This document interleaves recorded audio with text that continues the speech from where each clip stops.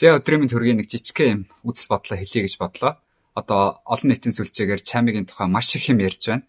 Тэгэхээр одоо чайми, гримикс гэх мэт хүмүүс ямар нэгэн цэцэрлэгийн багш нь биш, сургуулийн багш нь биш, хүүхдийн өмнө ямар нэгэн үүрэг хариуцлага огт хүлээгээгүй хүмүүс.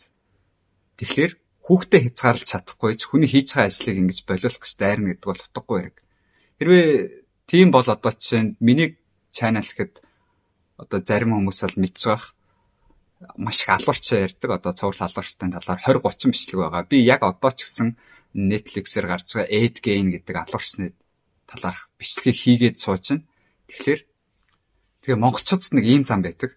Одоо ямар нэгэн хүн ингээ архинаас олоо буруудлаа гэхэд тэр хүн архийг уусан хүндээ биш, архинд бурууг өгдөг. Жишээ нь бүр багаас нь хүмүүжүүлэхдээ одоо ингээ алхаж явжгаад нэг ширээний хөл цохиод бүтрээд унчхад ширээний хөлийг бай гэдэг. Ер нь бол бусдаас дандаа бурууга хайсараа сурцсан байдаг.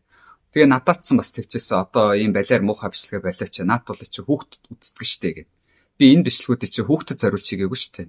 Хэрвээ хүүхд чинь тийм алуурчтай юм үзээд байвал миний чаналыг зүгээр блоклчих тийм. Хинч та нарыг үзгэж гуйгаагүй байхгүй. Дуртай нь үзээд дургунд болох хэрэгтэй.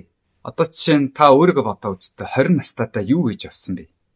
Тэгэхэд чайми гэдэг энэ охин одоо дөнгөж 20 настайдаа 3 том компанитай ийм том амжилттай явна гэдэг бол бас гайхамшиг штэ. Хэр баргийн хүн ингэж явж чадахгүй. Ялангуяа Монголд. За эцэст нь дахиад хэлэхэд өөрсдийнхөө хүүхдийг хянч чадахгүй ээжээч юм хийж байгаа хүнийг буруутгах нь гэдэг бол маш утгагүй асуудал шүү. Би ч өөрөө яг одоо нэг чихрээддэг бага насны хүүхдтэй. Тэгээ хүүхдээ эхлээд хяна.